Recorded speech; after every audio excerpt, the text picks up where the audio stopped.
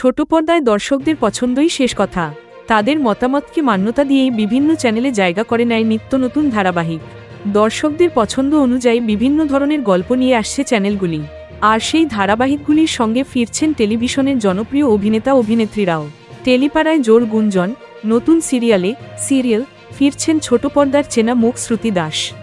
হাতে গোনা সিরিয়ালে অভিনয় করলেও তার কাজ প্রতিবার ছাপ রেখে গিয়েছে দর্শকদের মনে।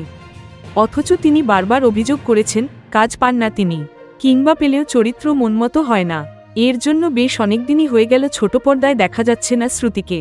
এবার যদিও গুঞ্জন বলছে আবারও নতুন সিরিয়াল নিয়ে ফিরছেন অভিনেত্রী।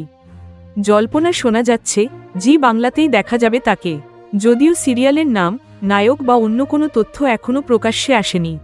সবটাই রয়েছে জল্পনার স্তরে। এ বিষয়ে এখনও মুখ খোলেননি শ্রুতিও। তবে তিনি যদি টেলিভিশনে ফেরেন দর্শকদের জন্য তা নিঃসন্দেহে হবে বড় সুখবর। প্রসঙ্গত, শ্রুতির প্রথম সিরিয়াল জি বাংলাতেই। ত্রিনয়নী ধারাবাহিকে গৌরব রায়চৌধুরীর বিপরীতে দেখা গিয়েছিল তাকে। তারপর চ্যানেল বদলে তিনি পা রাখেন স্টার জলসায়। দেশের মাটি সিরিয়ালে তার অভিনয় প্রশংসিত হলেও খুব শিগগিরই শেষ হয়ে গিয়েছিল ধারাবাহিকটি। এরপর লম্বা বিরতি শেষে রাঙা বউ হয়ে ফেরেন শ্রুতি। টিআরপিতে বেশ চমক দেখিয়েছিল সিরিয়ালটি।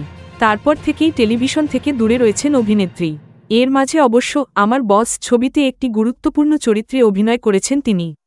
তাকে দেখা গিয়েছে ডাইনি ওয়েব সিরিজে। আগামীতে ভানুপ্রিয়া ভূতের হোটেল এ দেখা যাবে শ্রুতিকে।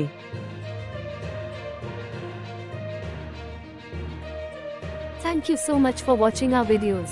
Please do like, share and subscribe our channel.